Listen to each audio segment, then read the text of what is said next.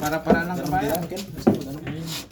Para-para lang, wala tayong plato. Ayaw, walang amisa. Daron pa? Daron tato? Para-para lang yung kabayan, plato. Plato. Ano ulam ng kapitbahay? Adobo. Tingnan natin yung adobo. Adobo. Nyo yan na nyo yan eh. Adobo. Imas. Simas, adobo. Adobo ng kapitbahay. Ulam ni kabayan. Extra rice pa to.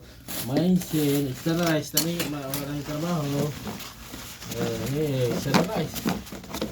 Paksiw. Paksiw, di kinatang mo di baba? Ay, sari-sari na eh. Press na gajay. Ini, dapat talong na ni paksiw ni. Press na gajay. Ini. Adobo kamat. Extra rice mo ti kabayan na pina. Ini, paksiw ni. Ini mas, paksiw sap-sap. Ini, sap-sap ng maluya, masakit agad. Paksiw. Nih, paksiw ng kabayan eh. Matinag. Awan na misa. Ito yung kabayan. Ano po tayo? Ito yung buhay ng abroad. Okay ba? Da? Dangkel? Buhay abroad.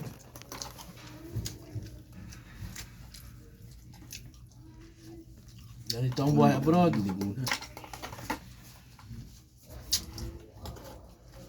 Siyo. Adobo. Ito ini. Imas. Oh! Adobo ni. Adobo ng kapitbahay. Imasabaw siya. Imasabaw. Bukan sabaw na. Buat lamat. Buat lamat. Bigat dinengdeng nga pangyoya na dinengdeng nga bukal ti utong na dasaka nga baka. Ang bigat?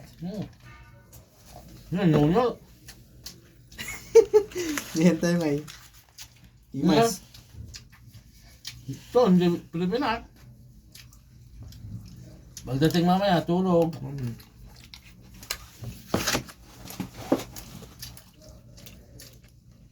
Pressure cooker ko dyan ko ah. Imas juga isda. Bukal ti baratong saka. Imas kang isda to ni. Ano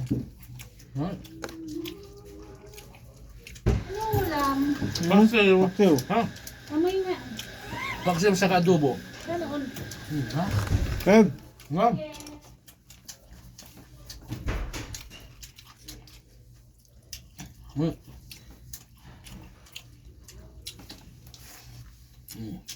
By abroad.